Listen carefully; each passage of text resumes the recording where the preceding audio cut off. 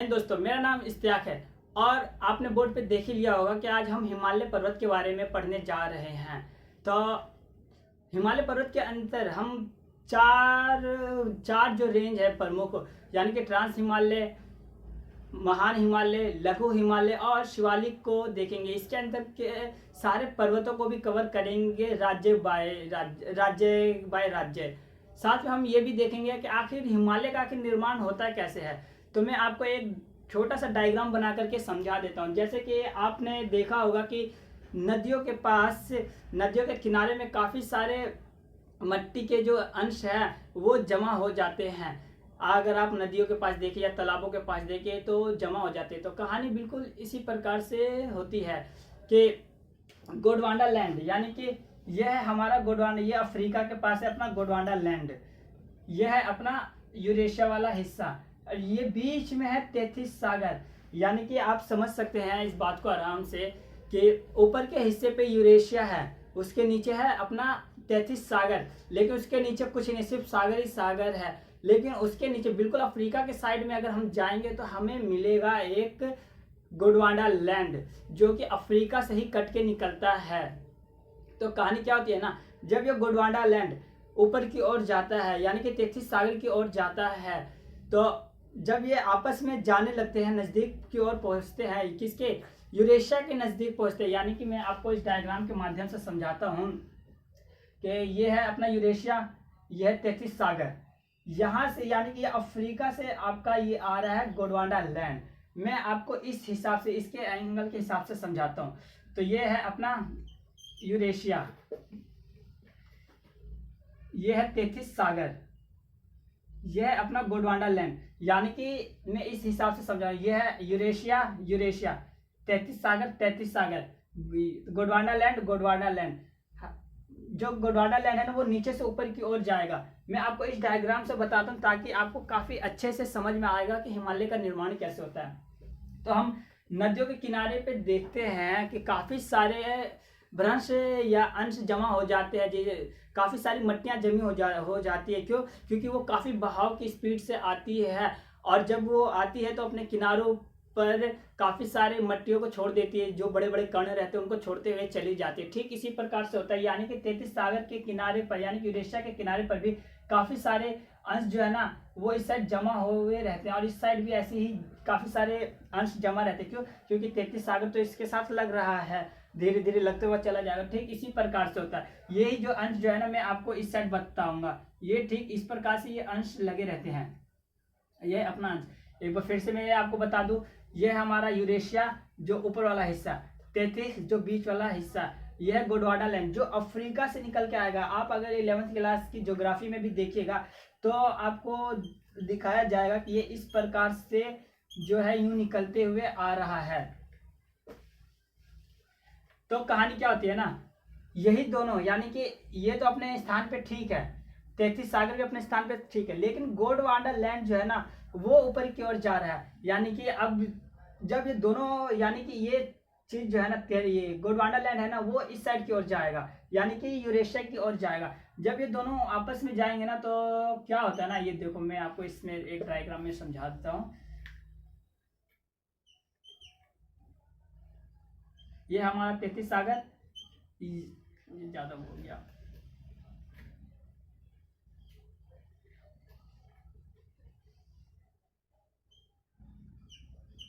तो ये जब नजदीक की ओर जाएंगे ना तो ये जो भ्रंश रहते हैं ना, इसी को हम भूसन्नति भी कहते हैं ज्योग्राफी टर्म के अंदर। तो जब ये नजदीक जाएंगे ना तो ये धीरे धीरे ना आपस में मिल जाएंगे, यानी कि ये धीरे धीरे यूं ही मिलते हुए चले जाएंगे।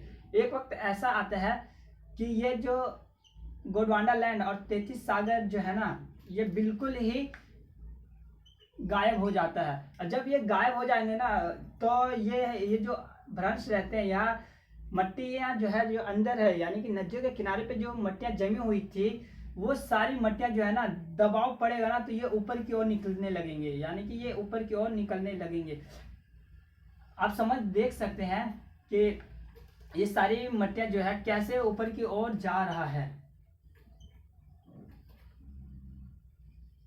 ये देख सकते हैं आप, ये हमारा है हिमालय।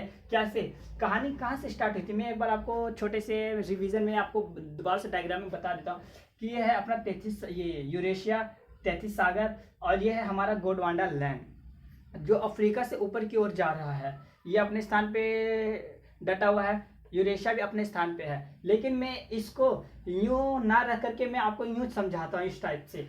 तो नदियों के किनारे पे जैसा कि मैंने बताया था काफ़ी सारे मट्टियाँ जम जाती है किनारे किनारे पे। तो ठीक इसी प्रकार से ये मट्टियाँ ना जम गई थी। जब ये मट्टियाँ जम जाती है दोनों साइड से जमती रहती है, क्योंकि आपको पता है कि नदियों का बहाव जो है काफ़ी तेज़ी से आता है, और जब वो तेज़ी से आता है तो उसके किनारों पे ना काफ़ी सारी मट्टियाँ दब लग जाती है, जिसे हम भूसन्नति भी कहते हैं। जब ये आपस में दबाव करते हैं ना, यानी कि ये गोंडवाना लैंड धीरे धीरे यूँ खिसकता हुआ जाता है, यानी कि इस साइड जाता है यूरेशिया की तरफ। तो जाहिर सी बात है जब कोई चीज़ अपना यूरेशिया की और ये दबेगा, मान के चलिए यूँ, तो ये जो है ना ये तो अपना ठीक है, लेकिन ये अगर दबता हुआ जाएगा, तो ये जाहिर सी बात है ये ऊपर की ओर उठेगा। अगर देख सकते हैं आप, ठीक यही चीज़ मैं बता रहा हूँ कि ये यूं उठेगा तो ये डायरेक्ट ये आगे की ओर बढ़ेगा, यानी कि बहाव, क्योंकि ये तो जाहिर सी बात है ये महाद्वीप है, ये भी एक महाद्वीप होगा, लेकिन अभी तो ये गोंडवाना लैंड है, यानी कि एक प्रकार का प्लेट है, बीच में 33 सागर है।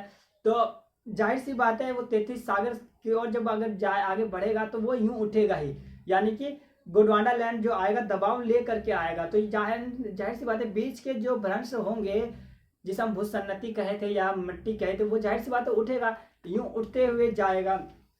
तो इसी प्रकार से जब ये नज़दीक की ओर जाएंगे ना, तो यहाँ से ही पर्वतों का निर्माण होता है, यानी कि हिमालय पर्वत जो आज का वर्तमान का पर्वत है वो निर्माण होता है। मैं आपको बिल्कुल ही सिंपल लैंग्वेज में समझाने की कोशिश कर रहा हूँ, बिल्कुल भी ज्योग्राफी ट्रंग में नहीं जा रहा हूँ। तो आपने देखा है कि हिमालय का निर्माण इस प्रकार से हुआ। लेकिन एक चीज़ और मैं आपको एक सिंपल सा टर्म, माफ़ करना, ज्योग्राफी का टर्म है वो सिंपल सी लैंग्वेज में समझाने की कोशिश करता हूँ। अगर महासागर प्लस महासागर अगर टकराते हैं तो ज्वालामुखी का निर्माण होगा। अगर महासागर प्लस महाद्वीप भी अगर टकराएंगे तभी ज्वालामुखी का निर्माण होगा।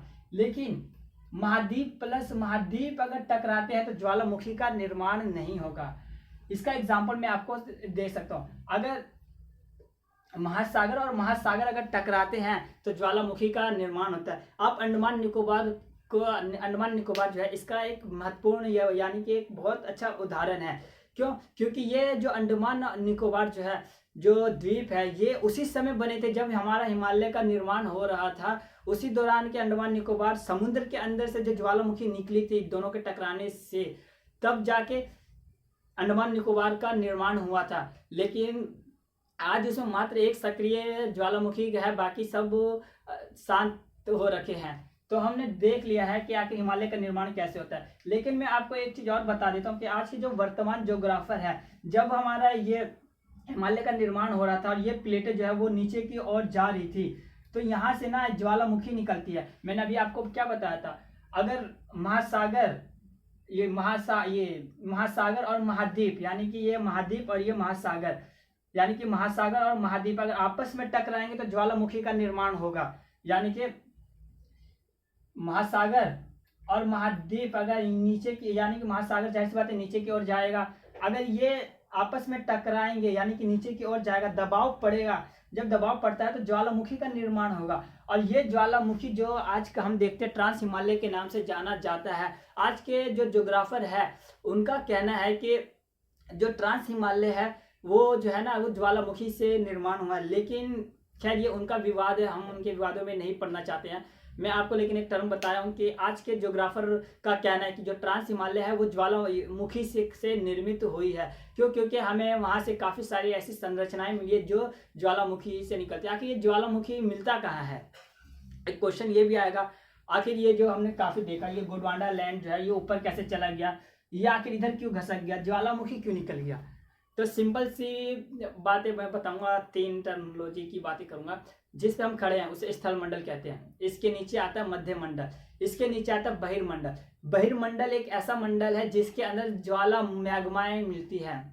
यानी कि यहाँ जब दबाव पड़ता है ना, जाहिर सी बात है अगर हमारे ऊपर भी कोई सामान रख देगा तो हमें दबाव पड़ेगा, यानी कि भारीपन पड़ेगा।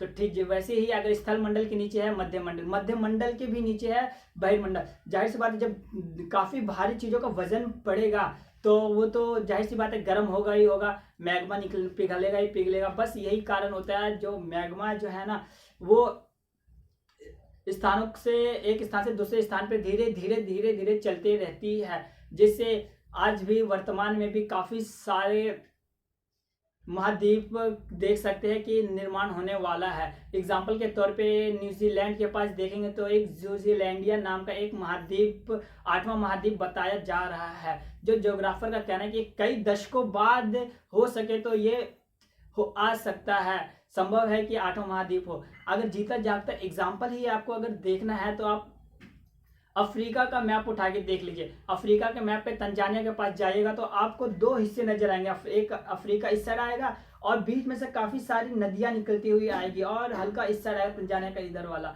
अगर आप देखेंगे तो ज्योग्राफर का कहना है कि ये भी जो है आने वाले समय में दो हिस्सों में बढ़ जाएगा। ठीक इसी प्रकार से उस समय भी यही हुआ था कि गोंडवाना लैंड जो है वो धीरे धीरे अपना चेंजिंग होते हुए जा रहा था और हिमालय का निर्माण कर दिया। तो आपने सिंपल सी लैंग्वेज में समझ ही लिया होगा कि हिमालय का निर्माण कैसे हुआ।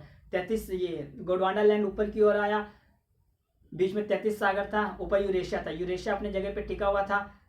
और जब 33 सागर दबाव डालता है, ये गोंडवाना लैंड जब दबाव डाल रहा है ऊपर की ओर घसक रहा है, तो जाहिर सी बात है कि जो अंश जमा थे वो ऊपर उभरेंगे ही उभरेंगे। मैं बराबर डायग्राम में दिखा देता हूँ।